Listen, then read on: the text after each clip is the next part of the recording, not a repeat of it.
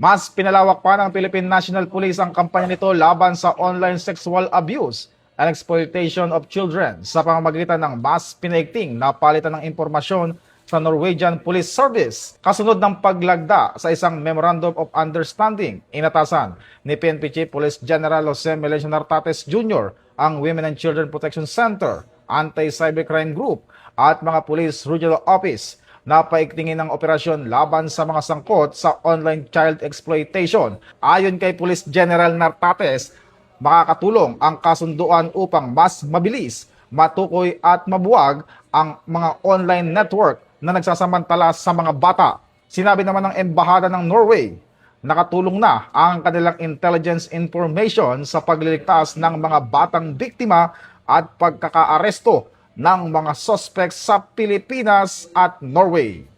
Mula po dito sa himpilan ng Pambansang Pulisya ng Pilipinas, ako po si Patrolman Adrian Dayaw, nagbabalita para sa Police News Express. Bagong PNP para sa bagong Pilipinas, serbisyong mabilis, tapat at nararamdaman.